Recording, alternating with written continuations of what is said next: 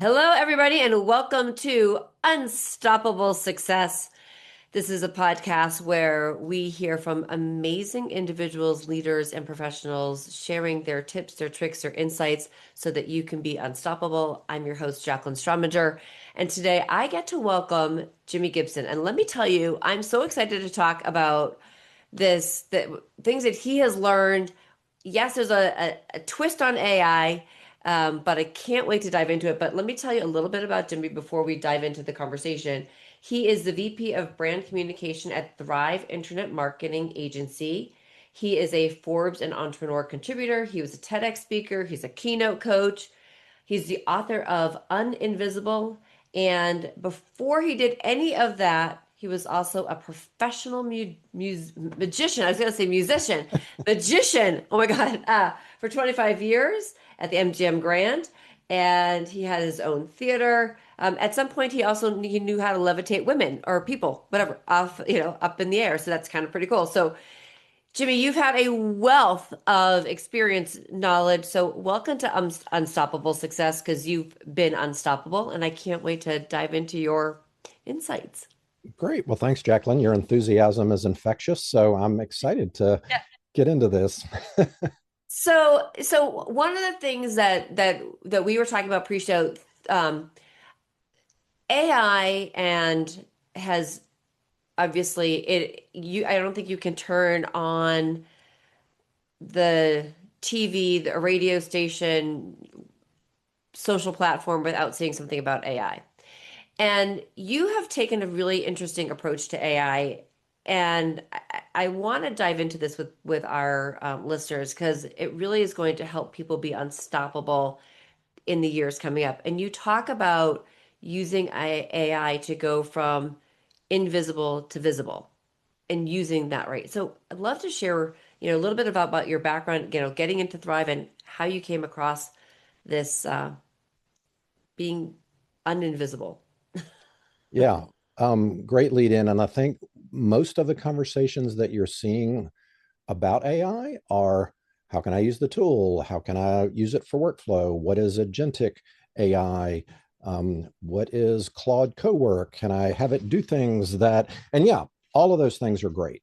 I think what's missing in the conversation is the fact that people are actually using these large language models like Claude, ChatGPT, Grok, Gemini, Perplexity, um, to help them figure stuff out.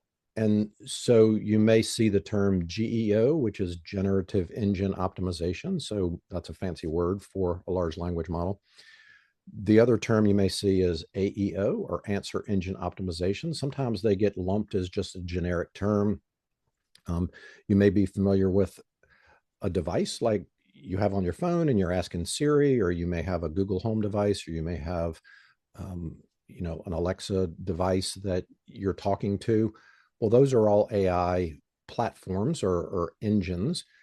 And Right. so the interesting thing is they're not actually search engines, they're answer engines. And so, and I'm just going to give a little bit of background related to traditional SEO and the way businesses are found. Yeah. And then we'll bridge that into what's going on in AI. And it's kind of crazy. So stop me or interrupt me at any point Yeah. if something's I not will. Yeah. clear. Yeah.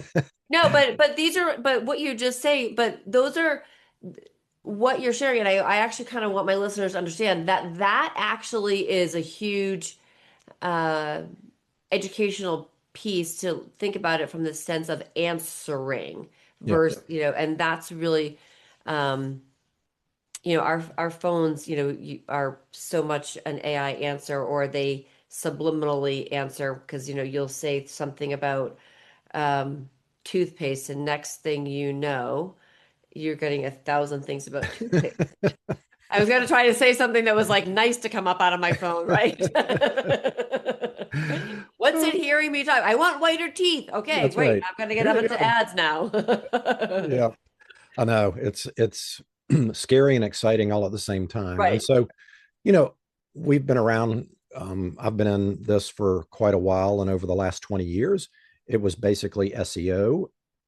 If you're talking about organic, and certainly when it comes to paid, You're basically on paid, you're bidding for keywords. On organic, you're trying to optimize for keywords. And so Google still is the big player in that space. And you would type something into Google and then you would get 10 blue links back. And you would decide out of those 10 which ones you wanted. And so the difference is you were trying to get that ranking from 1 to 10. Obviously, number 1 was the best because that typically got the most traffic. And it was all about a page on your website. And so there are a variety of ways to do that with backlinks to that page, with the content on that page. There's about 230 different things related to the algorithm, how it decides to present that page. Well, last year, 60% of searches that people did on Google ended in 0 clicks. Nobody clicked through to a website, 60%. Wow. So over half of the searches that are being done, a page that is displayed has AI mode, it has knowledge panels, it has feature snippets, it has AI overviews. So people are getting that information without clicking to your website. And so you go, oh my gosh, what's going on? Well, Gartner did a study and they're projecting that this year, organic traffic to websites will drop 25%, and over the next 3 years, 50%. And so that can be a little scary. There's a couple of things going on in the background, and I think it bridges into what we need to talk about. Yeah. Because when people are engaging with these large language models and having a conversation with them, there is a percentage of people who are looking for a product or service. And so depending on which tool you use, it will either present you a link that you can then click through to a website, or it will just name the business. And then the behavior is, I'm going to get off of that large language model. I'm going to go to Google. I'm going to do it the old fashioned way. And so attribution to traffic is getting a little wonky because of what I just described. Right. But the other thing that happens is when that referral comes from a large language model, your conversion rate is 4.5 times what it is on a traditional Google search. And so if you think about that, you go, well, that's actually a good thing. Your traffic can go down, but your conversions go up. And so your revenue may hold. And I would say that's probably good for the short term. But what we're seeing is the interaction with these large language models is increasing. And if you are not visible, then you are not in that conversation. That referral is not going to come.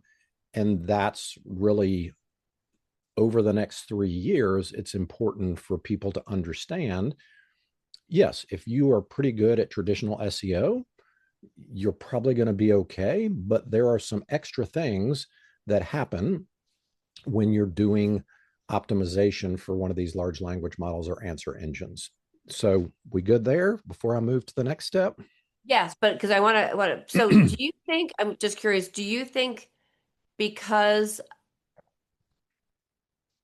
basically, does the website become obsolete or does the actual website change in the use of the website or what we put on the website? Good question. All right. How many hours do we have for this episode? Okay. Maybe you're gonna have to come back. All right. Let me break that down. So in 2016, Google had an acronym that they used to determine whether something was useful to somebody searching. It was called EAT.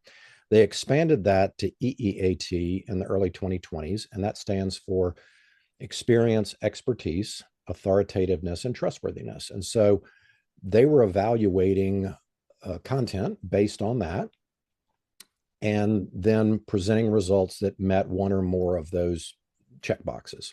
Yeah. Well, interestingly enough, AI picked up on that, and that's how they evaluate content as well. Okay. The difference is content to a web page is different than visibility to AI, because visibility to AI is looking across many more places than your website. And so I would say the company website for transactional purposes is still the home base, right? You still need to have that information there. You need to have the location signals. You need to have the content. It's a conversion spot for people to feel like, yeah, and besides the point that e-commerce is coming to some of these platforms, so that's a Right. whole nother ball of wax. So I would say AI knows that anybody can write on their website, I'm great, I'm number one, I'm the best in the industry.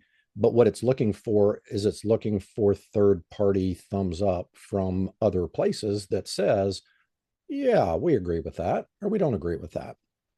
And so I don't want to make the audience hungry, but we'll just kind of use an analogy of pizza. And so Right. one of the things that these large language models do is about every 3 to 6 months, depending on that model, they go out and they scrape the entire internet for everything that's out there. And that's called the training data. And so that training data becomes the pizza dough. And they wrap that pizza dough up and they put it in the refrigerator. And then when somebody asks a question, they pull that dough out because they're getting ready to make a pizza. And if you didn't make the cut with that training data for whatever reason, it's okay. It's going to start to make a pizza with some pizza toppings. And it's going to look at the most current information. It's going to go a bunch of different places. We can talk about those places. And it's going to start to build a pizza with pepperoni and green pepper and mushrooms and, whatever your favorite toppings are. And so you don't have to have every single topping on the pizza, but you have to have enough that it knows who you are and what you do and what you're about. Right. And so if you're invisible, it's going to be a very thin, bland pizza.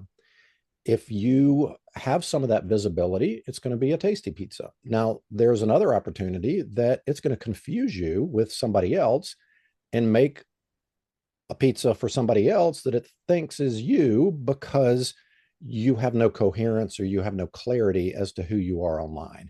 And I think that's the big difference is you've got to have some pizza toppings all over the internet. And most of those pizza toppings don't come from your website. Right. So you have to have depth and breadth outside of the website of where you're going to, you know, you have to have crumbs in a lot more spots, so to Yep. speak, Yep. so to speak. And so where does it go look for that? Right. Um, well, it's going to default to experience, expertise, authoritativeness, and trustworthiness. So if you have reviews for your business, they're going to be very important because AI looks at the sentiment of your brand. Is it a positive sentiment? Is it a negative sentiment? It's going to read those reviews, right? If somebody in your organization is mentioned in those reviews, that's awesome. You've probably seen that Reddit is a big driver of content. Why? Because it is user experience, it's opinions, all of those things. Interestingly enough, Hmm. LinkedIn is now number two. Oh, wow. Um, Only 2% of the 2 billion people on LinkedIn ever actually post anything. Wait, what 2%. was that number? 2% of people actually post and no, and everybody Yep. else doesn't? Yep. Wow, They just that's lurk. they lurk. Oh, So, Search Engine Journal did a study back in November of 2025. Now, I'm going to say this slowly so people can understand. If an executive at an organization posts 10 times a year, not a month, not a week, a year, their referral base will increase by 30% and the deal size will increase by 3.7 times. wow. Because there is research that says when somebody reads content from an executive at an organization, they are more likely to close a deal within a 90-day window at a larger deal size. And so the bar is basically sitting on the floor. All you have to do is step over that bar. And why Right. LinkedIn, right? Well, LinkedIn has your whole resume. It knows who you are. It knows what your title is. It's connected to a company. People are very particular about what they post on LinkedIn. There's only a few who are posting, and so it gives the thumbs up to those who are. Um, Articles have come back. Articles used to be dead, but articles stick around longer. They have more permanence than some of the other places. So I would say one tip for the audience would be go scrape the cobwebs off of your LinkedIn profile, commit to posting, once a week would be awesome. Once a month will get you the metrics that I just told you, and engage with other people on the platform. It's an amazing place now. I post 5 days a week. And there are many, many benefits that can come out of it. Now, the other part of it is, and I want to make sure when we start talking about all these places to post content, AI doesn't care if you have 100 followers or 100,000 followers. It doesn't care if 1,000 people engage with your posts or your brother, your mother, and your sister-in-law. It wants that content. It wants to be able to connect what you're talking about to who you are and who you say you are and what your company is about. And so the coherence and the clarity of that means that you should not talk about 100 different things. Don't post sunset photos with a quote. Put something in there that, and we can talk about how you mine, Yeah. your brain for, what you should be posting about. But don't get caught up on being an influencer. Get caught up in being clear about who you are and what you talk about. Another place that AI is looking at is Wikipedia. Well, it's kind of hard to get a Wikipedia listing. There are companies that can help you do that. There's another place you can go that's related to Wikipedia called Wikidata. And it Oh. basically, if you put a profile on Wikidata, you're basically connecting the dots and giving AI a shortcut to who you are and what you're about. So I would encourage people to investigate that. It probably takes 20 minutes to set up a profile. So I want to just say, so to start getting visible Mm-hmm. to these obviously large language models, Yep.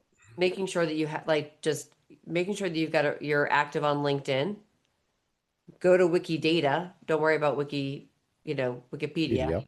Um, and then obviously, and as you said, being really clear about what you're posting. Don't put the pictures of your dog or your sunset, but be Yep. clear on your. And does it matter? Like, for example, does it matter if you're on Facebook, for example? Does it look at Facebook? Where is Facebook in that rank? Um, I would say Instagram is Instagram? more prominent. Okay. Um, it will pick up Facebook, but I'm sort of giving you them in the order of Yeah, importance. And so if yeah. you're trying to decide where to spend your time, these are the places I would recommend. What about YouTube? Well, YouTube is actually below Medium. Medium is a platform that you can write articles. It's sort of a blogging platform. Um, if you have a blog on your website, you might restructure that blog and put that blog on Medium. And so that's a place it goes for information. You can set up a free account. I think you can publish 2 articles a day or within a 24-hour period or something. And then YouTube. It is actually scraping the transcripts of a YouTube video. And I know this is really scary. People are like, I would never do a YouTube video. Like, mm, it's not that hard. You can set up a YouTube channel in about 15 minutes.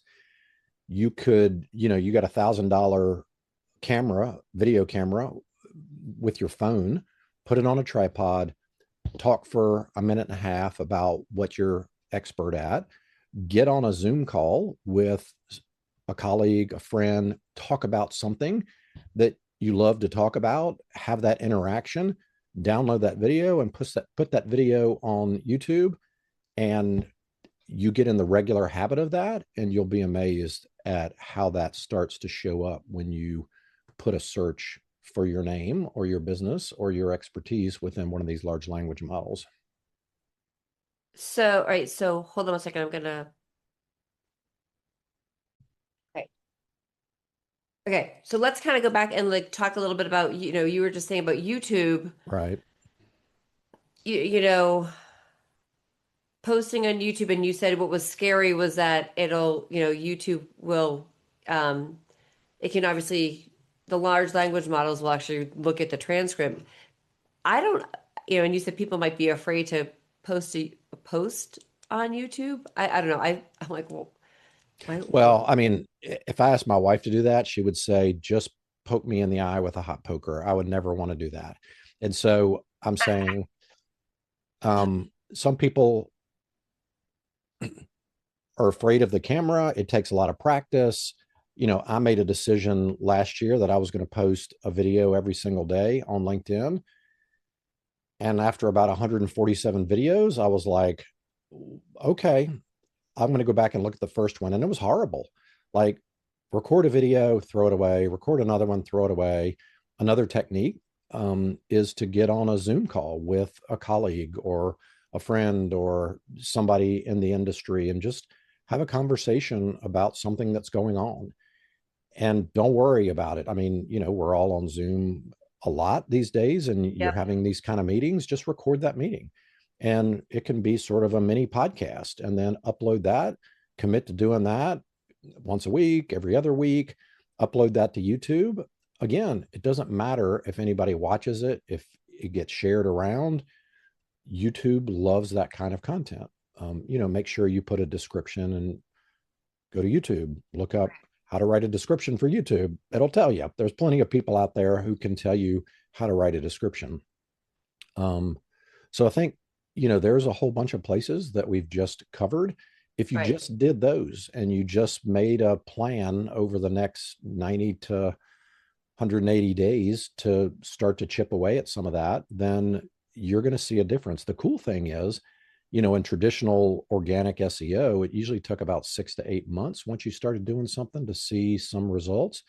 You can see some results doing what we've just described in 30, 60 days, and it'll Right. make a huge difference. Um, I will caution the listeners that if you're listening to this and you're thinking ahead going, oh, that sounds great, I'm just going to do a bunch of blogs in chat GPT.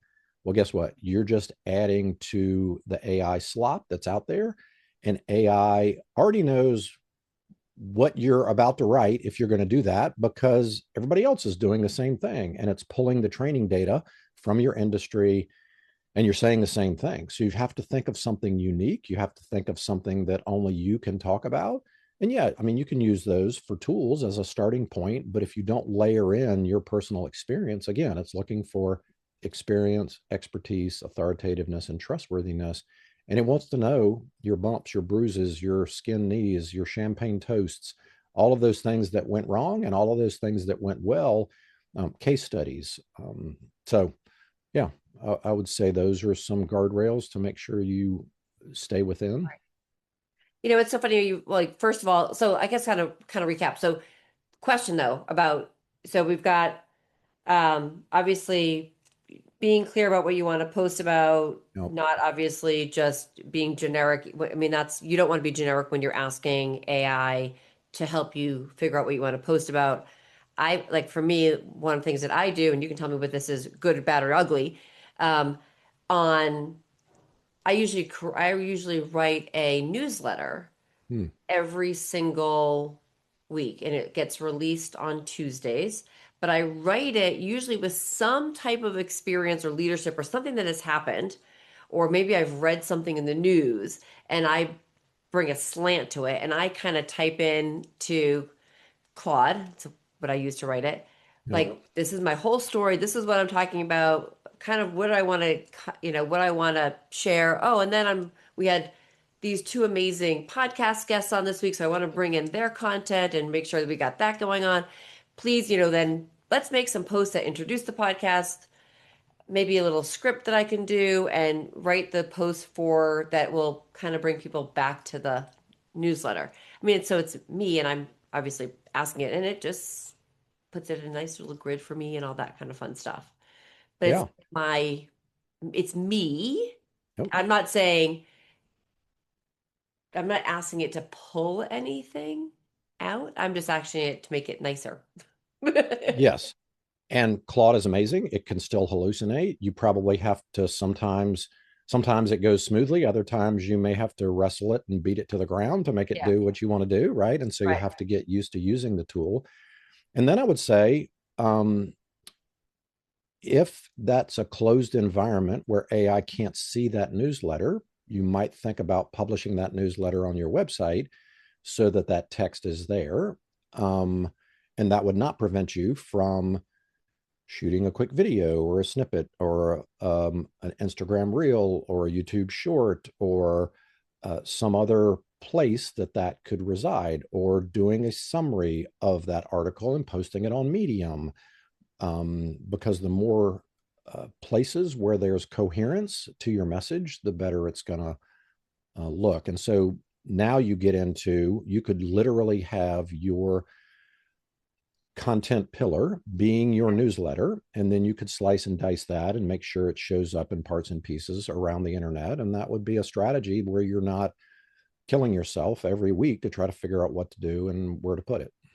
Right. Well, that's actually kind of interesting. So let me ask you, what about some of the other platforms? Just kind of curiosity, like, whether it's Substack or School, like, do those come into it as well? Like, does it get, do those pull in? Yeah, as long as there's no a paywall behind a membership or a course. So it has to be able to be visible Right. as like a website. Anybody, right. Yeah. Okay, so anybody coming into that to be able to actually see, I mean, the stuff that's behind the paywalls won't get seen, but the stuff front and center would do that. That's actually quite interesting. Now you said, you basically went on this journey and you were saying that for your personal story, you were looking at, in pre-show, we were talking about, you said 400 companies, some were visible, some were invisible, and that research. I'd love for you to share that. And you started to say about your own personal story about how much you went visible on LinkedIn and Yeah. recording. Right. Let me back up to the school question you had a minute ago, because I think there's an important indicator. Um, and this would hold true for any place you put content. Make sure your name and your title and some little message about who you are and what you do travels with that. And so that's typically called a byline. And so if you have a course on school, make sure you fully fill out the bio section, and if that is publicly available, that's another credential that shows you have expertise because you've started a school or started a course on school, independent of the fact that most of the content is behind the paywall. So that's an important thing. And so if you have a blog on your website and it has no author attached to it, go back and put an author, make sure it has your full name, your title, and be consistent about that. And so AI is going to start to connect the dots with all of this.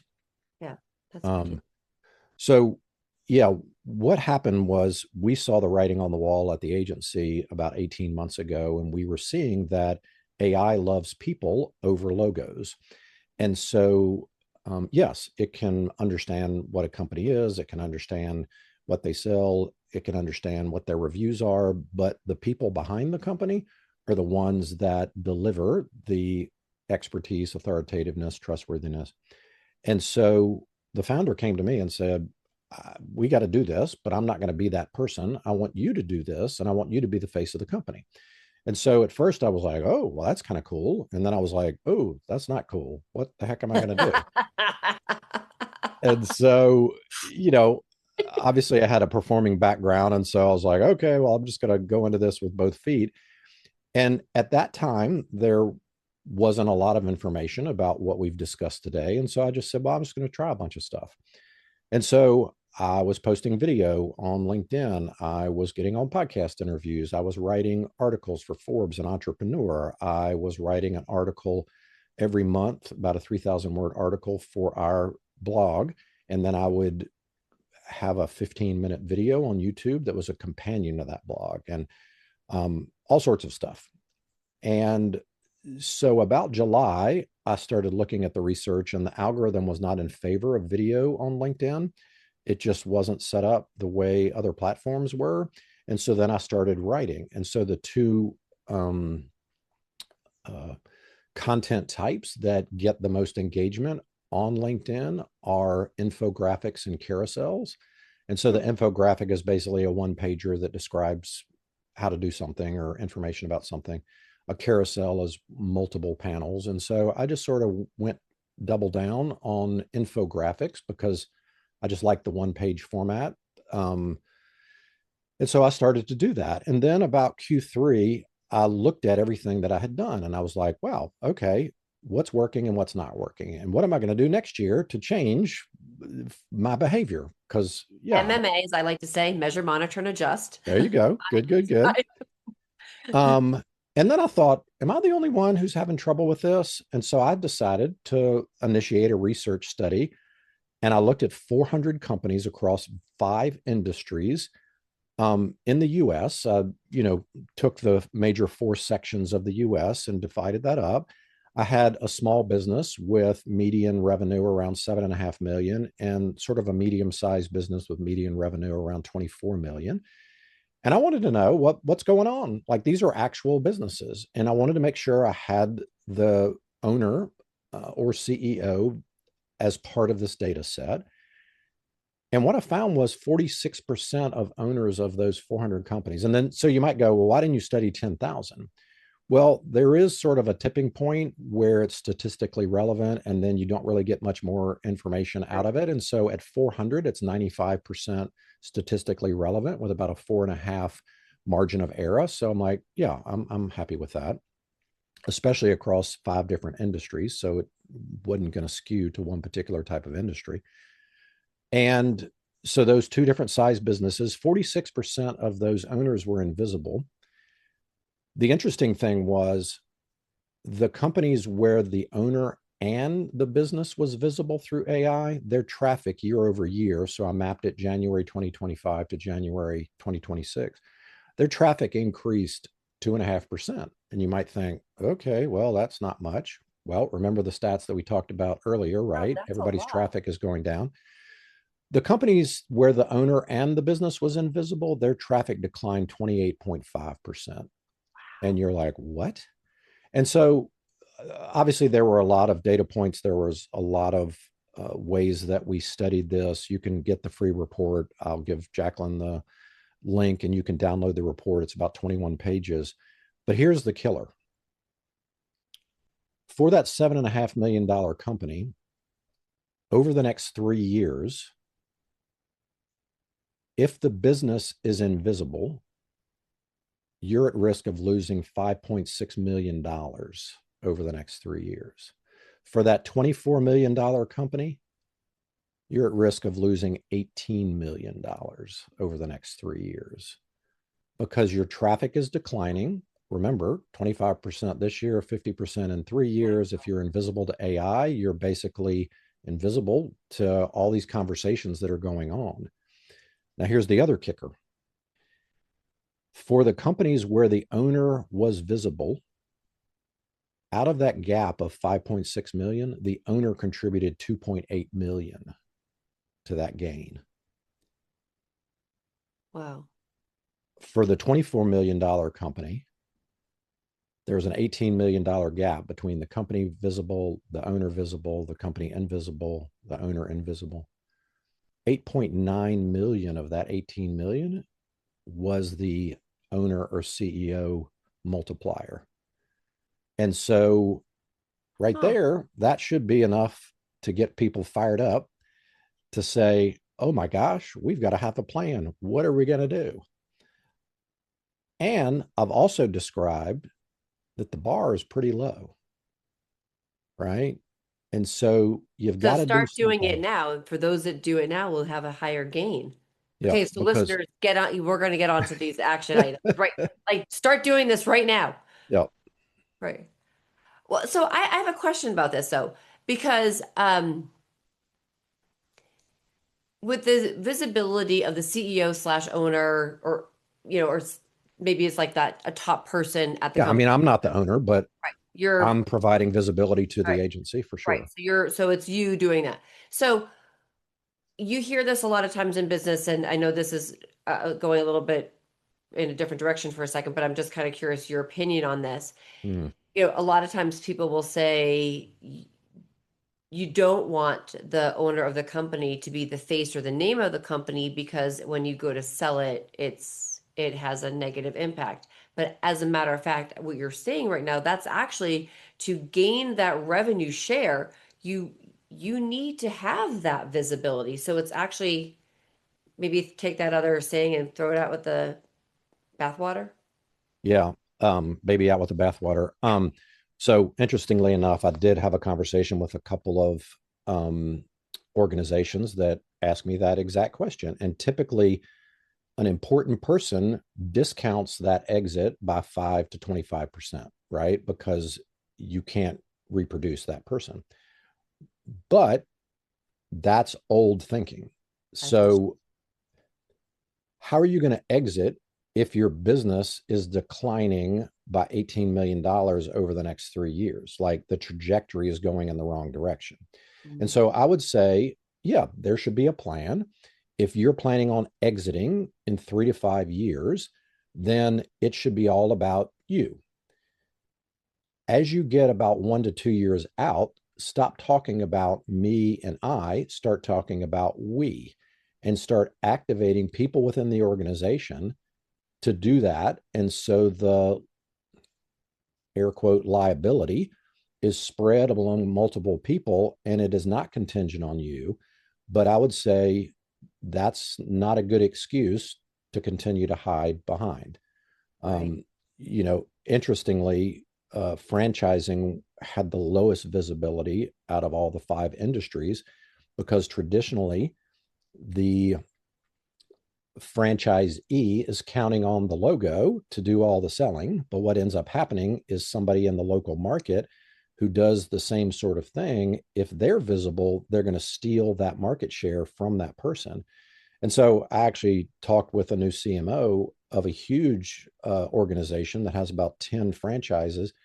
She told me the first thing that she was going to do was to pump up the individual personal brands of all of the franchise owners in their market so that they would not be a victim to this, type of thing. And, what does that mean? That means doing some of the things that we talked about, joining the local chamber of commerce.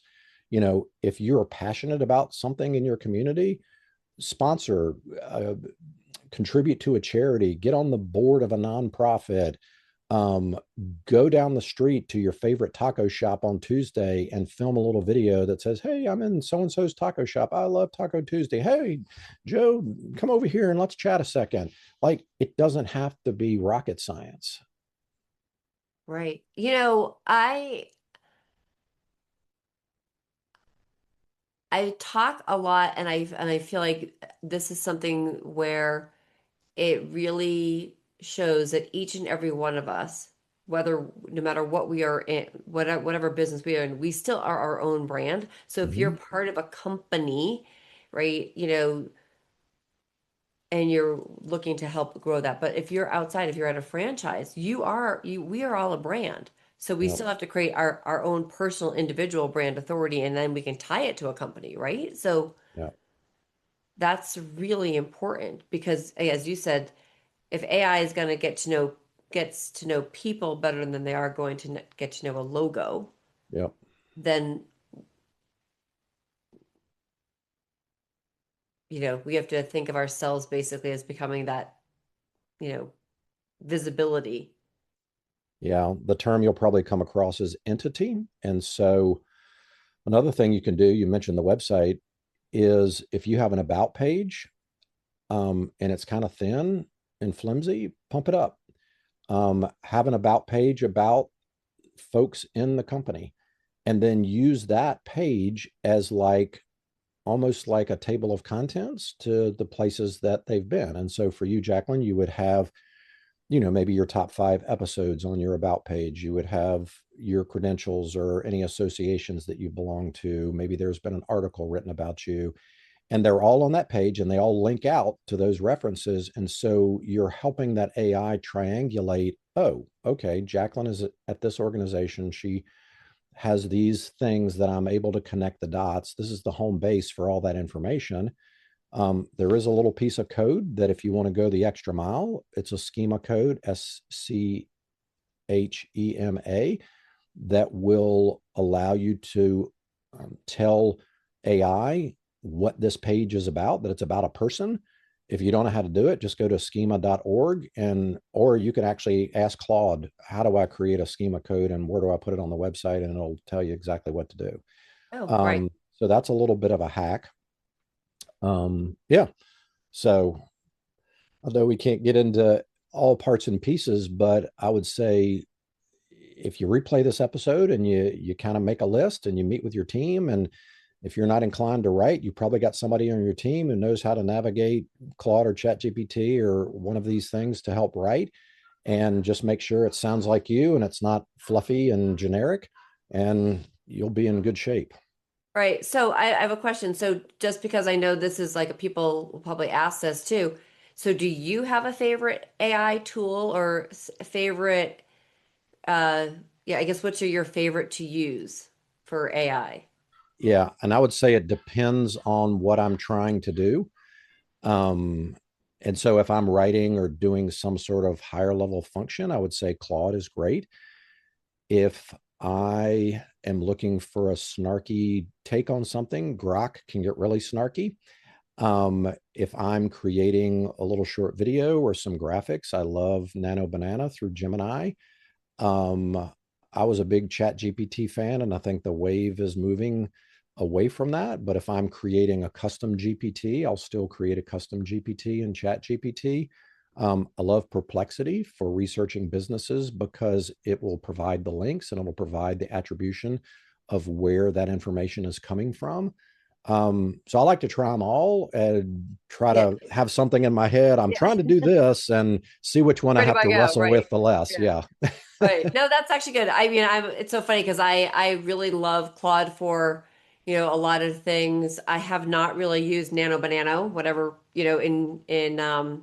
but that would actually be pretty interesting for graphics, I could tell you that I don't love, I mean, I use Canva for things, but I don't think it's got a great, its AI is really wonky. Yeah, they're playing a little catch up these days. So is Yeah. Adobe.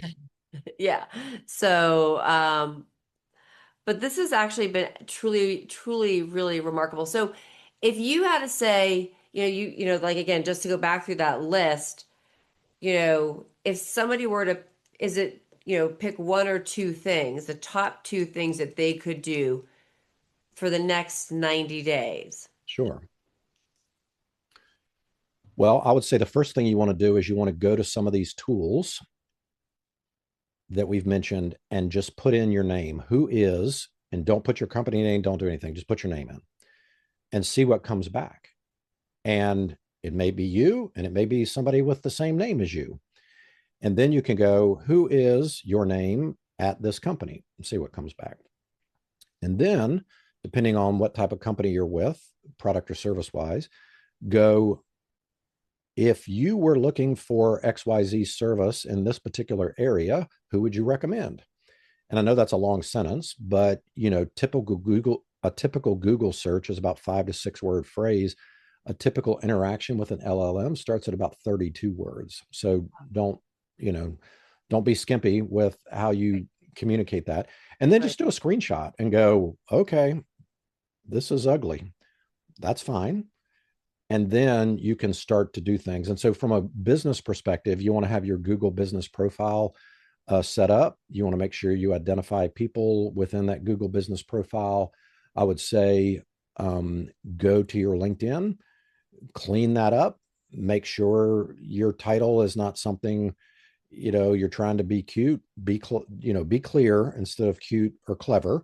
Right. Look at that about section. It is looking at that about section.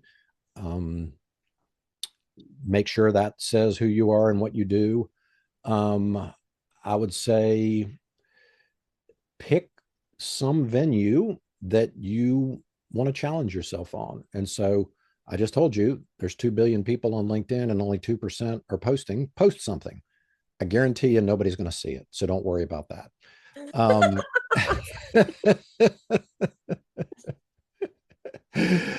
Um, and you'll start to gain some muscles, and it's going to feel weird. And then sooner or later, somebody's going to go, I saw your post. That was really cool. Can you tell me more about that? Um, if you're so inclined to do video and you don't even know the settings on your camera, find a middle school kid or a teenager. They'll show you all the settings on your camera, right? Have them film you. You can actually, in the app on your phone from YouTube, you can film and post directly from your phone. You don't have to do a bunch of gyrations.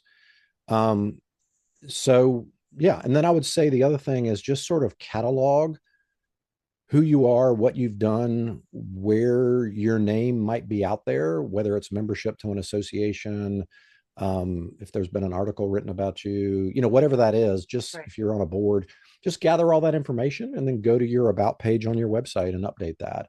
Right. And I would say, if you're aggressive about it, you can probably get that done in a week or so. If you want to slow roll it, take 30, 45 days to do it. But the time to start is now. We have this window of opportunity that should be exciting and encouraging, that this is kind of a whole new world. Um, and the ones who jump on board are the ones who are going to reap the benefits. Right. I absolutely love this. Jimmy, I could talk to you forever about this, so I'm going to probably ask you to come back on, in like, in a quarter, because I'd love to, have like continue this, because I think there's so much that we can learn.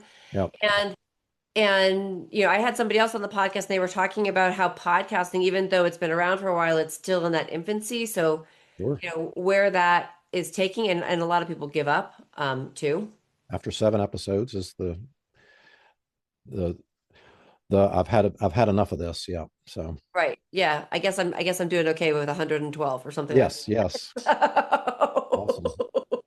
But anyway, what is the best way for all of our listeners to connect with you and to see what you're doing? Obviously, I know you'll send me the link to that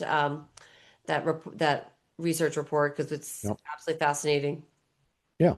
So if you want to just go to the website, businessvisibilityindex.com. And again, I'll provide the link. Yep. Thrive Agency is thriveagency.com. Again, there's a lot of free information on there. You don't have to be a client to read the information.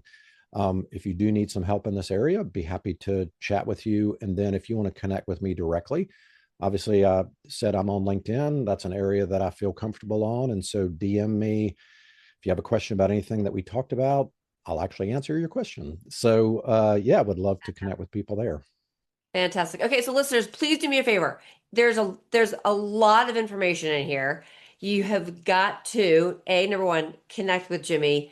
Go get, all the links will be in the show notes. So go and connect with him. Go to Thrive, go to his website, get the research. But then please share this episode with your friends, your business associates, your colleagues, that your any CEO that you know, because if they want to be visible, they're going to need to do these actions.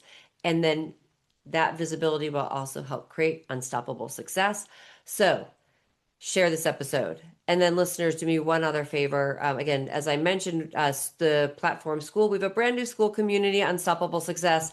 Please head over there. The link to that will be also in the show notes, and join the first 100 or so people that get in. Will get in for free. There will always be some free content, but we got some great, really, really great courses that are going to be coming out. So, thank you, listeners, for listening. I truly, truly am grateful for every one of you. And thank you, Jimmy, for being an amazing guest. And we're going to have you back because we want to keep this conversation going. Awesome. Well, thank you. It was fun. Thank you.